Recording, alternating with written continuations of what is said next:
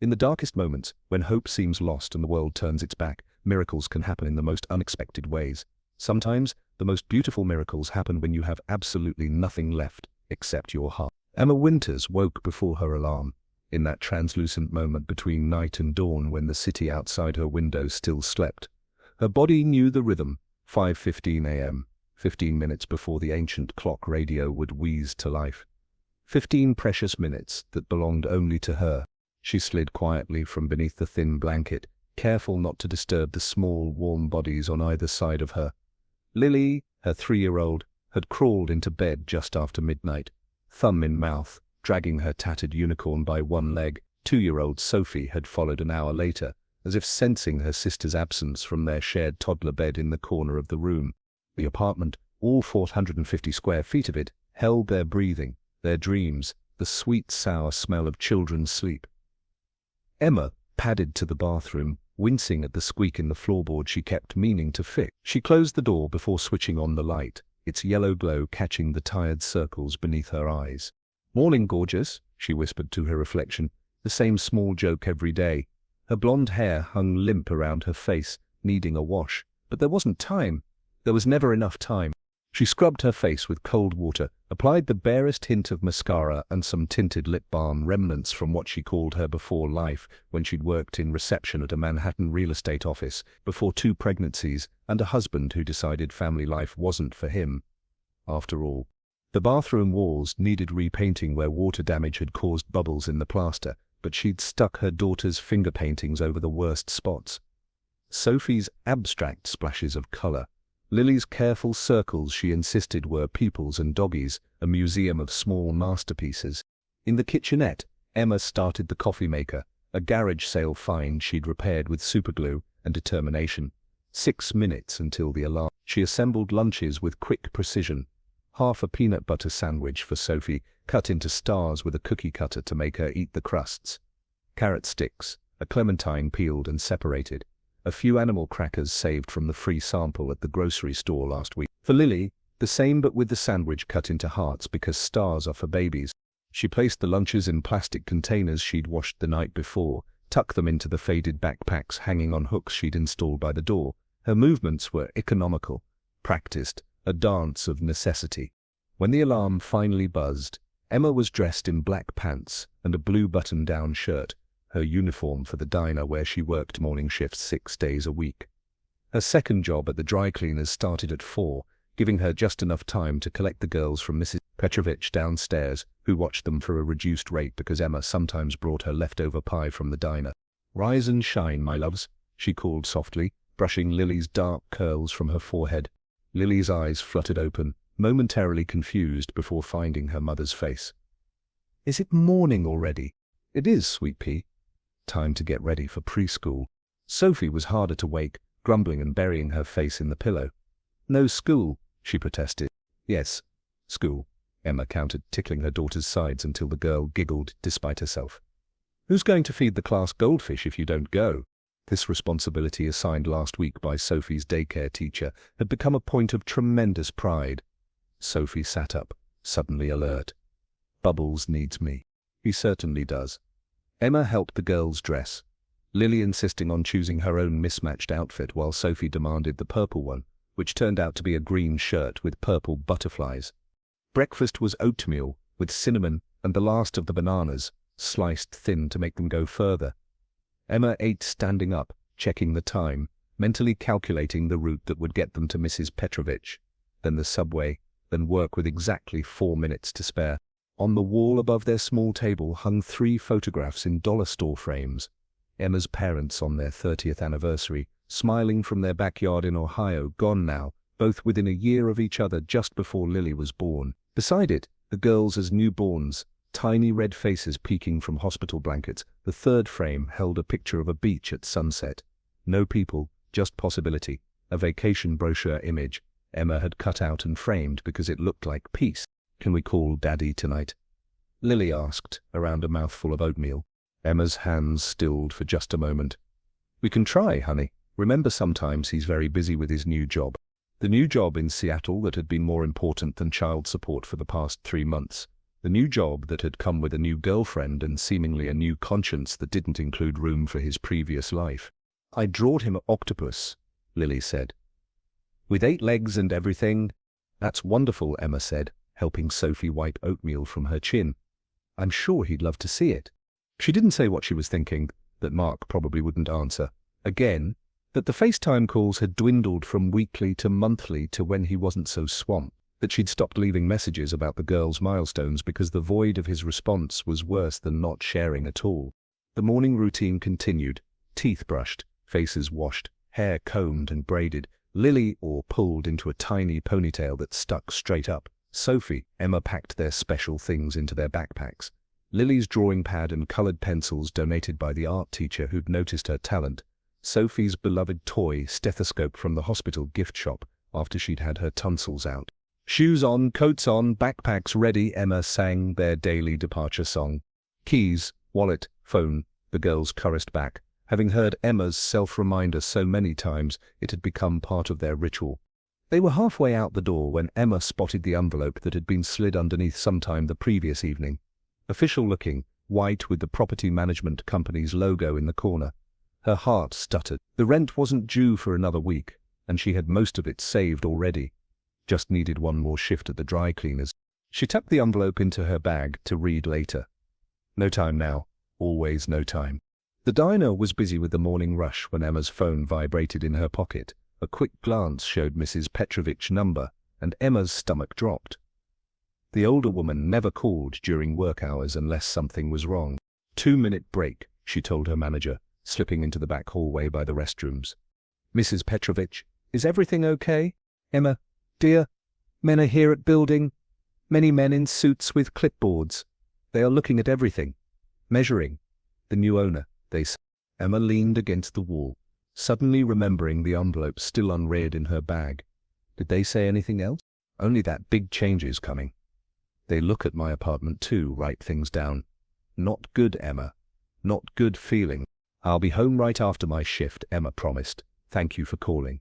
Her hands trembled as she pulled out the envelope, tearing it open in the dim hallway, the sounds of the diner, clattering plates, sizzling grill, coffee being poured fading to white noise. "Notice of termination of tenancy." The words blurred before her eyes. 90 days. The building had been purchased by Blackwell Development Corporation.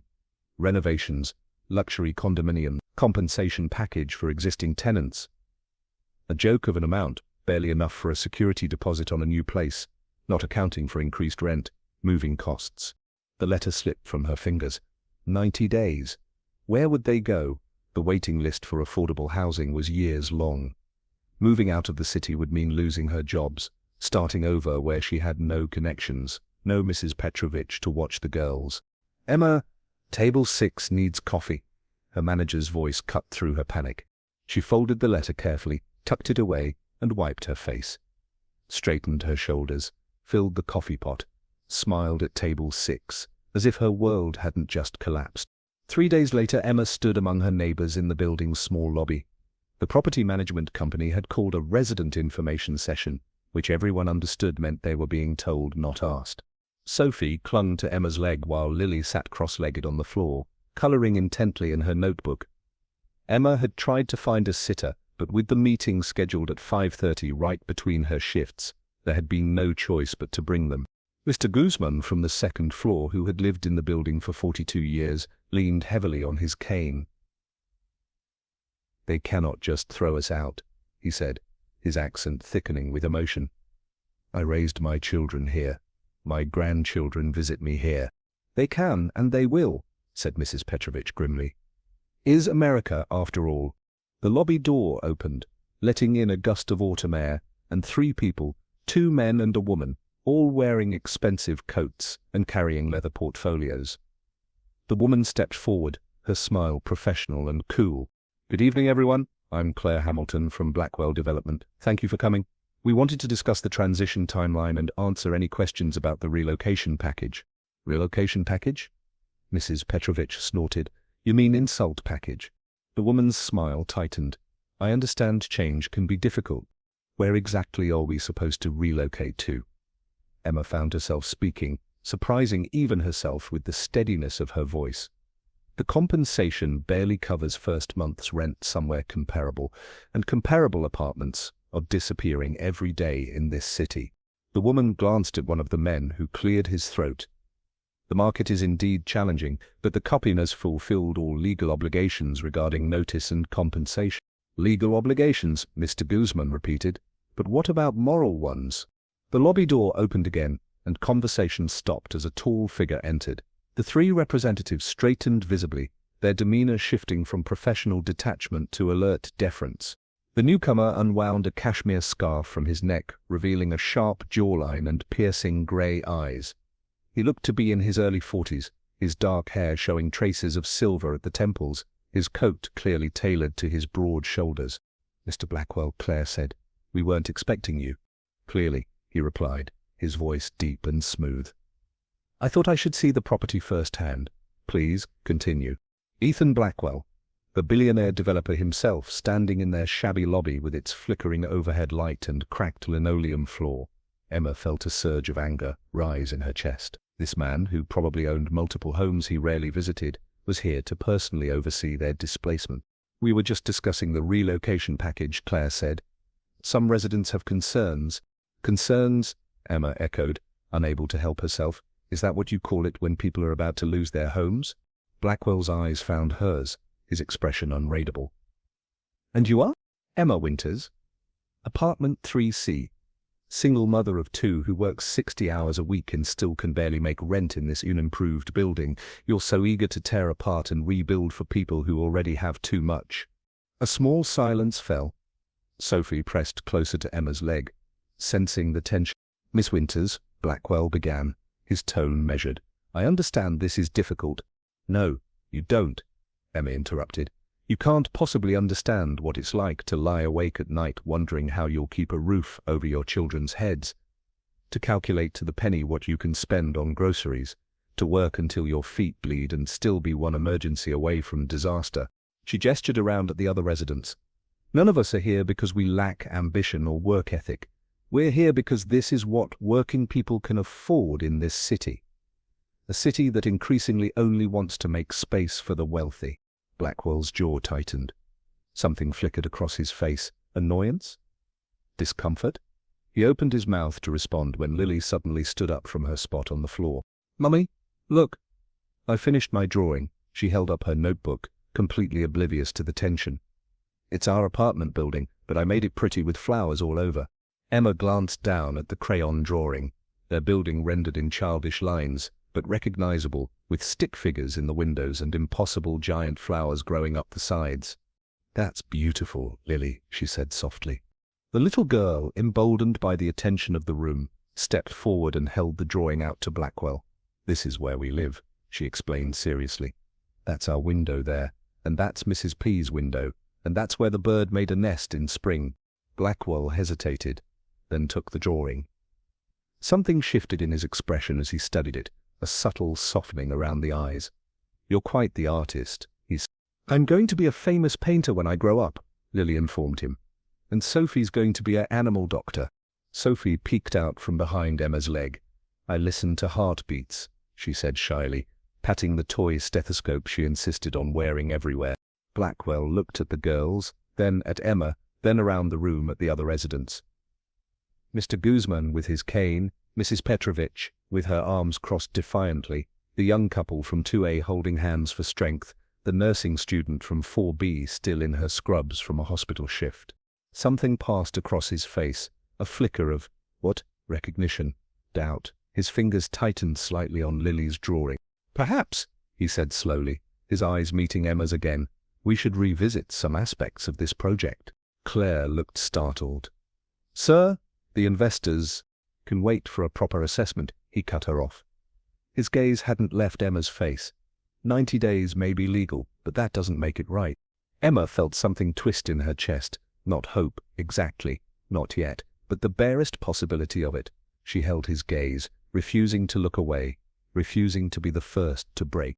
"We'll reconvene tomorrow," Blackwell said to his team, finally looking away from Emma. "I want to review the plans. All of them." He carefully handed Lily's drawing back to her, his fingers lingering for just a moment on the colorful paper. "Thank you for showing me your home," he he said quietly. As he turned to leave, he paused beside Emma, close enough that she could smell his expensive cologne, could see the faint lines around his eyes that suggested he might once have known how to smile. "Miss Winters," he said, his voice low enough that only she could hear, "this isn't over." And then he was gone, leaving behind a silence thick with uncertainty and the faintest dangerous flicker of possibility. Ethan Blackwell stared at the ceiling of his penthouse, Manhattan's glow seeping through the floor-to-ceiling windows despite custom blackout blinds that had cost more than most people's monthly rent. Sleep wouldn't come. It was nearly 3 a.m. and his mind refused to quiet, filled instead with images that shouldn't matter, a cramped lobby with flickering lights, an old man leaning on his cane and, most persistently, a blonde woman with exhausted eyes and unshakable dignity. Emma Winters. Apartment. He rolled onto his side, punching his pillow into submission. Why was she still in his head? He'd encountered plenty of tenants during acquisitions before. Displacement was unfortunate, but necessary, creative destruction. His business professors had called it the foundation of progress, but her words echoed. You can't possibly understand what it's like to lie awake at night wondering how you'll keep a roof over your children's heads. Except he did understand. Or he had once. Ethan threw back the covers and padded across the cool marble floor to the kitchen. His bare feet made no sound in the vast apartment that design magazines had featured as minimalist luxury perfection. He poured himself a glass of water, then moved to the window looking out at the glittering city he'd conquered one building at a time.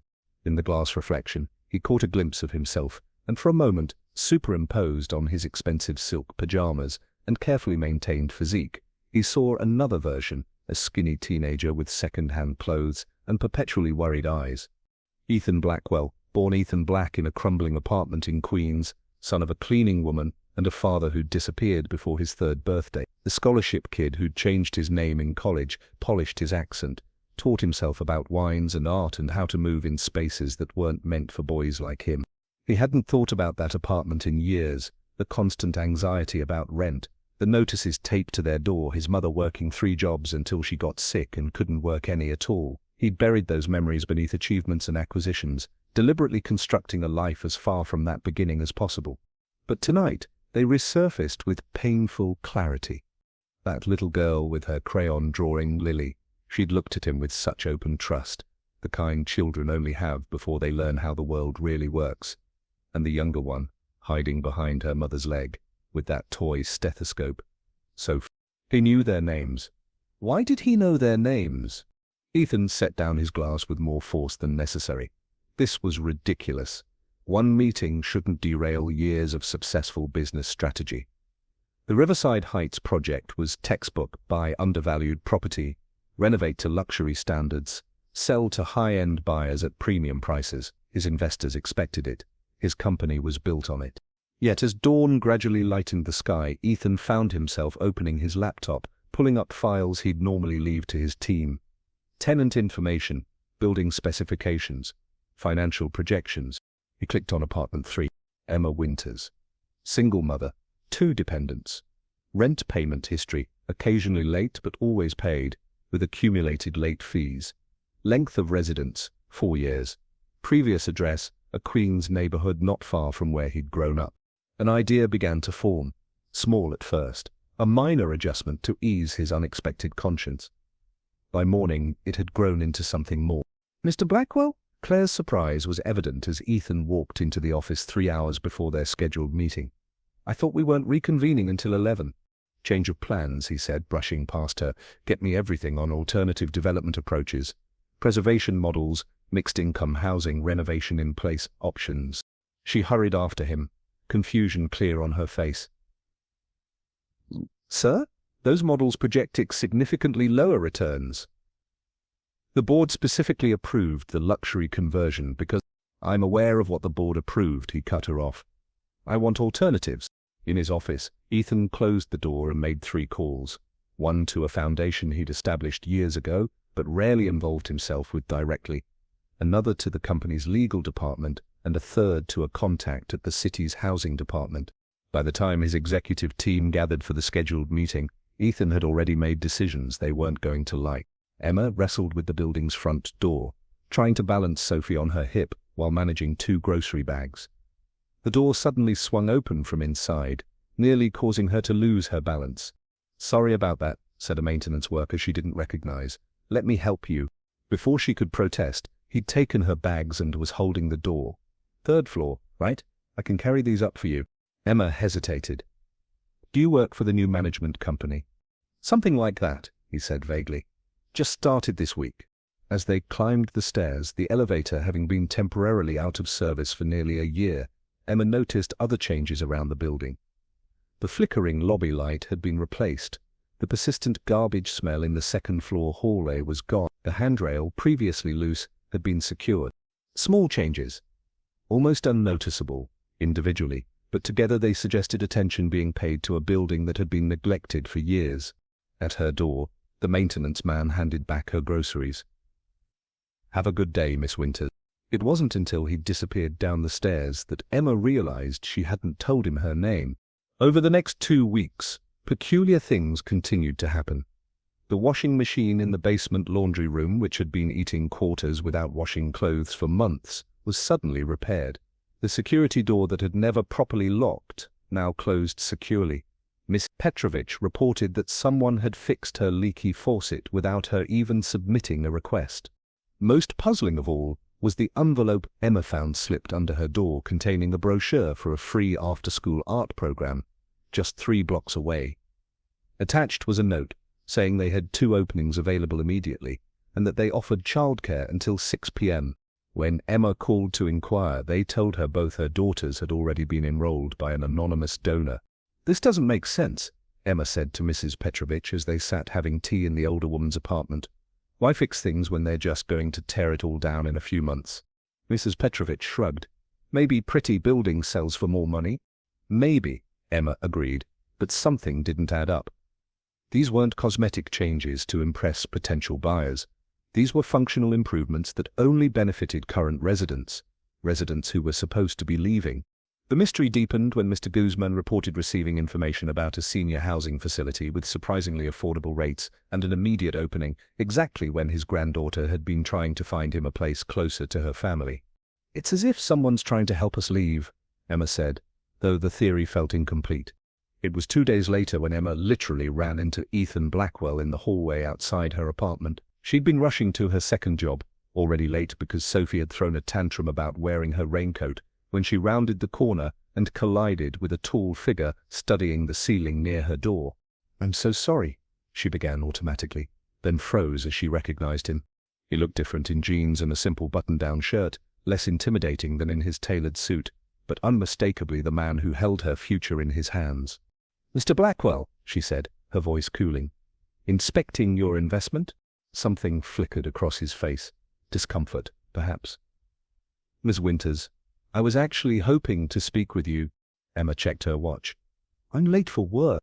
"It's important. It's about the building." She sighed. "The dry cleaners docks my pay if I'm more than 5 minutes late, and I've already used up my emergencies this month when Sophie had strep throat. Whatever you have to say about when we need to vacate can wait until I'm not about to lose income. I desperately need." Ethan looked genuinely startled. After a moment he reached for his phone. "Which dry cleaners?" "I'll call them. Explain it's my fault you're delayed." Emma stared at him. "You can't be serious." "Completely serious. Or I can drive you there now, if that would help." The absurdity of the situation, this billionaire offering her a ride to her $12 an hour job, almost made Emma laugh. "Almost. Find 5 minutes. My apartment." She unlocked her door, suddenly acutely aware of how small and shabby it would look to someone like him. Ethan followed her inside, his tall frame making the space seem even more cramped. He took in the fold-out couch where she slept, the small table covered with children's drawings, the kitchenette with its mismatched appliances. "You've done a lot with this space," he said, and surprisingly it didn't sound condescending. Emma crossed her arms. "What did you want to tell me?" Ethan seemed to be choosing his words carefully. "We're making some changes to the development plan. The building won't be demolished." Emma's heart lurched. "What?" "Instead, we're renovating unit by unit, making essential improvements while allowing current tenants to remain." She narrowed her eyes. "At what rent increase?" None for existing tenants. Your current lease rates will be locked in for 5 years. Emma sank onto the edge of her sofa bed. This made no sense from a business perspective. She knew enough about real estate from her old job to understand that. Why? She asked simply. Ethan moved to the window, looking out at the brick wall of the adjacent building. The numbers work, he said, but it sounded rehearsed. No, they don't, Emma countered. I may not have an MBA, but I know luxury condos would bring in 10 times what you'll make from keeping us here. He turned back to face her, something resolute in his expression. Not everything is about maximizing profit. Since when? The words came out sharper than she intended. Your entire business is built on buying affordable housing and converting it to luxury properties. People can change, Miss Winters. People, perhaps. Billionaire developers? I find that harder to believe. Emma stood, moving to the cluster of photos on her wall. What's the real reason? Tax write-off? PR? Secret plan to build something even bigger next door that requires keeping this eyesore as some kind of historical context? Something hardened in his expression. Is it so difficult to believe I might simply be doing the right thing? Yes, Emma said bluntly. Men like you don't suddenly develop a conscience over one tenant meeting and a child's drawing. Ethan's jaw tightened. For a moment he looked like he might walk out. Then, unexpectedly, he hauled out his wallet and extracted a worn photograph, handing it to her wordlessly. It showed a tired-looking woman in a cleaner's uniform, her arm around a serious boy of perhaps 12 or 13. They stood in front of an apartment building not unlike Emma's own. That's my mother, Ethan said quietly. And me, before I changed my name from Black to Blackwell. Before I spent 20 years pretending I'd never lived in a place like this, never worried about eviction notices, never had to choose between medicine and food. Emma looked from the photo to his face, searching for signs of manipulation or dishonesty. She found only a raw vulnerability that seemed foreign on his features. We lost our apartment when I was 14, he continued. The building was sold for redevelopment. We had nowhere to go with what they offered as compensation. We ended up in a shelter for 3 months. His voice remained steady, but his hands had clenched into fists at his sides. I promised myself I'd never be that powerless again. So you became the person with the power to do it to others, Emma said, but without her earlier heat. Yes. The simple admission hung between them. I told myself it was different, that I provided fair compensation, adequate notice, that it was just business. He gestured around her apartment, until I stood in that lobby and heard you say exactly what my mother would have said 25 years ago. Emma handed the photo back, unsure how to process this revelation. What exactly are you planning to do with the building? Essential renovations, plumbing, electrical, heating systems, common area improvements, individual unit updates as needed and requested. We'll work around current tenants, relocating them temporarily within the building if necessary. And the catch? A faint smile touched his lips. The catch is, it will make very little money. My investors will be furious, and I'll have to personally guarantee the project. Emma studied him, still suspicious but increasingly uncertain. Why tell me this yourself? Why not send your team? Because I needed you to understand it wasn't a publicity stunt or a tax strategy. He hesitated. And because I want your help. My help?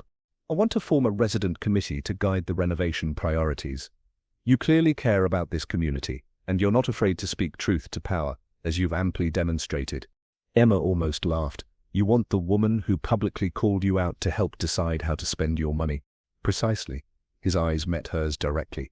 Because I trust you'll never be impressed by me or intimidated by me, which means you'll always tell me the truth.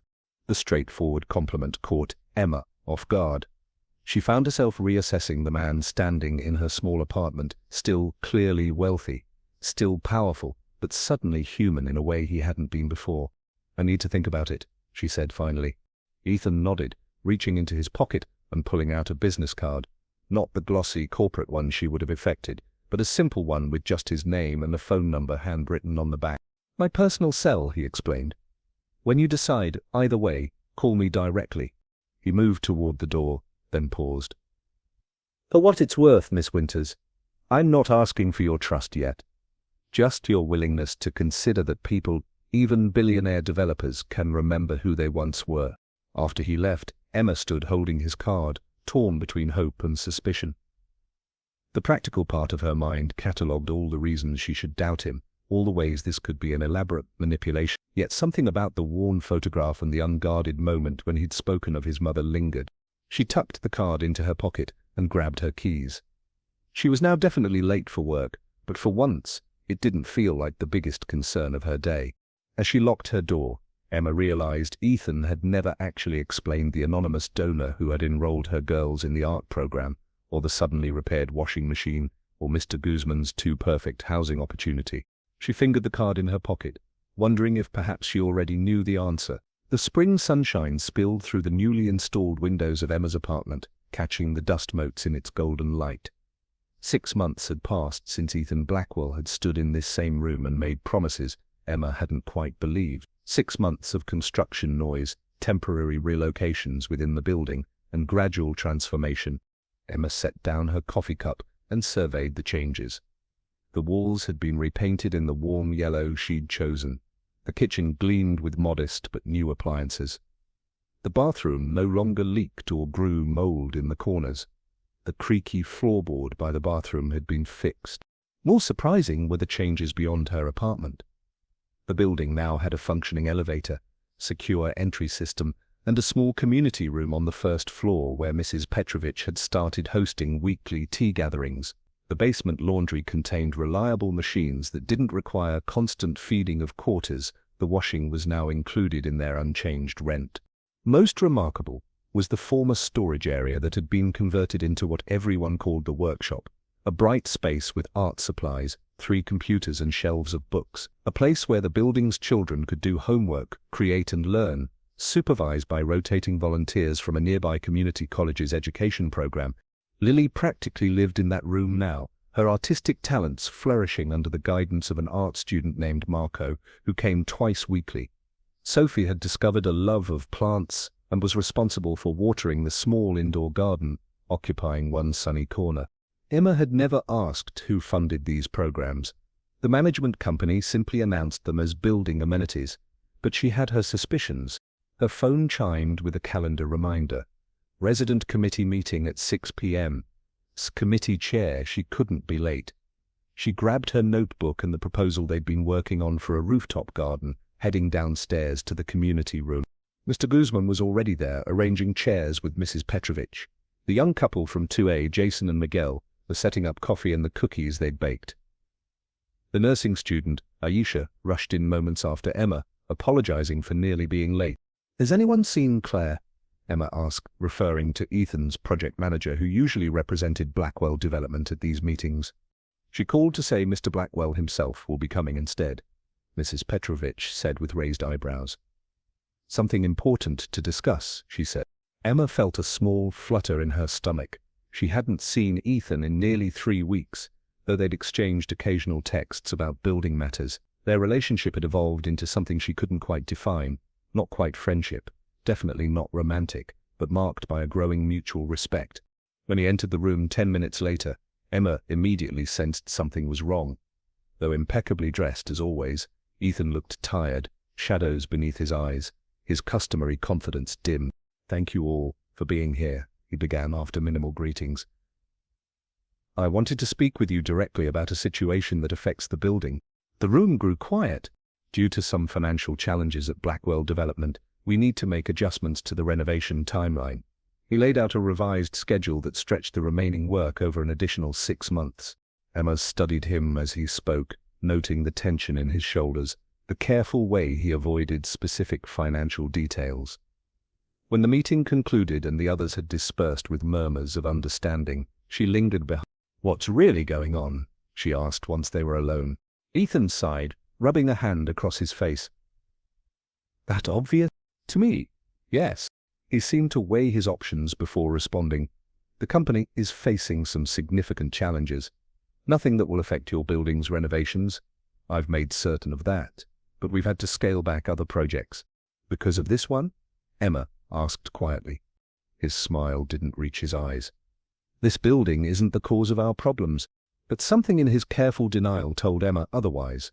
The next morning, Emma dropped her daughters at the workshop for their Saturday programs and walked to the small coffee shop 3 blocks over.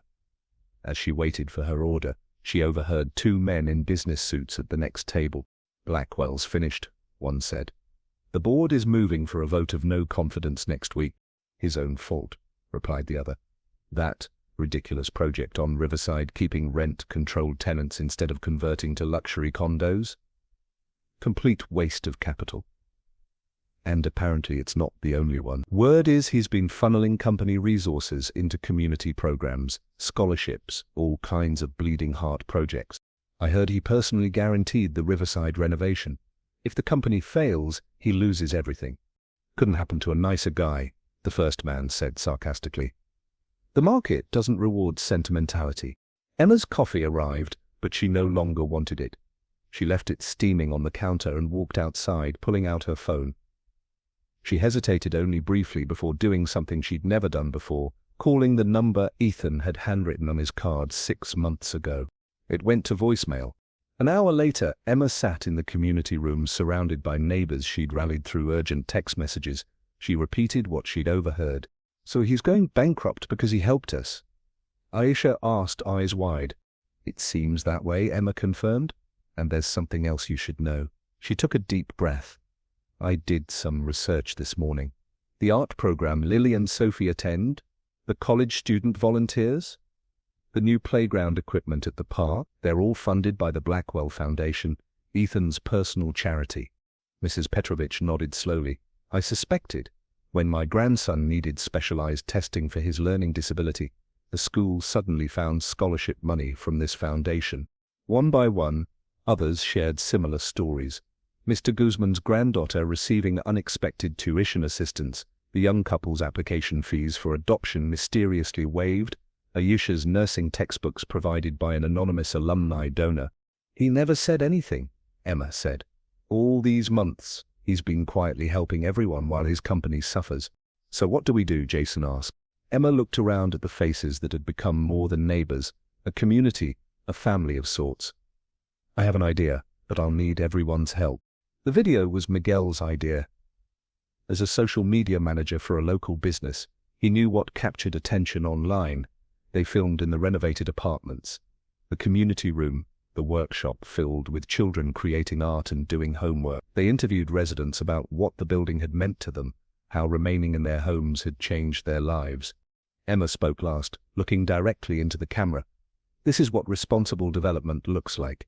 This is what happens when profit isn't the only measure of success. Ethan Blackwell could have made millions displacing us. Instead, he chose to prove that businesses can do well by doing good. They launched the video on a Tuesday morning with the hashtag #BlackwellBuiltCommunity. By afternoon, it had been shared thousands of times. By evening, several news outlets had reached out for interviews. On Wednesday, Ayesha's nursing school classmates created their own video about the Blackwell Foundation's healthcare initiatives. Thursday brought a testimonial from a group of senior citizens who'd been able to remain in their homes thanks to similar renovations in another neighborhood. By Friday, what had started as one building story had evolved into a movement, with business leaders, community advocates, and politicians weighing in on sustainable urban development. The hashtag trended nationally, and still, Emma heard nothing from Ethan. It was Sunday evening when the knock came at her door. She opened it to find him standing there, looking both exhausted and somehow lighter than she'd seen him in months. "May I come in?" he asked. Emma stepped aside, suddenly nervous in a way she hadn't been around him for some time. "The board voted yesterday," he said without preamble. "They've withdrawn the motion of no confidence. Several major investors have expressed interest in our community-centered development model. A sustainable housing foundation has offered significant funding." "That's wonderful," Emma said sincerely. "It wouldn't have happened without you, without all of you." He moved to the window, looking out at the neighborhood as dusk settled over it. "Why did you do it?" Emma joined him at the window. "'Cause you showed us what it means to fight for a community. It seemed only fair we return the favor." He turned to face her. "I never told you about the foundation, about the programs. You didn't have to. We figured it out." Something shifted in the space between them, a barrier falling perhaps, or a truth finally acknowledged. Emma had spent months telling herself that what she felt for this man was gratitude, respect, nothing more. But standing here now, she recognized the steady warmth that had been growing, the way her pulse quickened when he was near. "Emma," he began, his voice softer than she'd ever heard it. Before he could continue, her phone rang. She would have ignored it, but it was Lily's school, a number she never dismissed. The call was brief, but life-altering. When she hung up, her hands were shaking. "Is everything okay?" Ethan asked. That was the principal at Lily's school. The art teacher submitted her work to a national young artists program. She's been selected for a specialized school in California with a full scholarship. Emma's voice wavered between pride and disbelief. It's an incredible opportunity, the kind that could change her entire future. California, Ethan repeated, the word falling heavy between them. Yes. They stood in silence, the implications expanding to fill the room. Everything that had been building between them, the tentative foundation of possibility, now faced a crossroads neither had anticipated. "When would you need to decide?" he finally asked. 2 weeks. The program starts in the summer. Emma pressed her fingers to her temples. "I can't uproot Sophie, leave everything we've built here, my job, this community. But I can't deny Lily this opportunity either." Ethan stepped closer, not quite touching her, but near enough that she could feel the warmth of him. What if there was another option? Emma looked up at him, at this man who had reinvented himself and his company because of a chance encounter in a shabby lobby. This man who had quietly changed so many lives while asking nothing in return. "I've been offered a position overseeing community development projects on the West Coast," he said. "I was going to turn it down, for reasons that seemed very important until about 5 minutes ago." Their eyes met, years of careful self-protection on both sides finally giving way to something raw and honest and terrifying in its potential. "I don't want charity," Emma whispered. "I've never seen you as a charity case," Ethan replied. "Not from the moment you stood up to me in that lobby." He reached out slowly, giving her time to pull away, and brushed a strand of hair from her face. The touch was gentle, but sent electricity coursing through her. "I don't have answers," he said. "Just questions I never thought I'd be asking again. About what home really means. About second chances. About whether two people from such different worlds could possibly build something that lasts." Outside, the city lights began to glimmer as night fell over New York. Inside, in the small apartment where so much had already changed, Emma and Ethan stood at the edge of yet another transformation, neither certain of the next step, but both suddenly, unexpectedly open to possibility. In the next room, a child's drawing hung framed on the wall, a crayon rendering of their building with impossible flowers growing up the sides. A picture of home, reimagined, a reminder that sometimes the most important journeys aren't about leaving or staying, but about finding the courage to see familiar places through new eyes.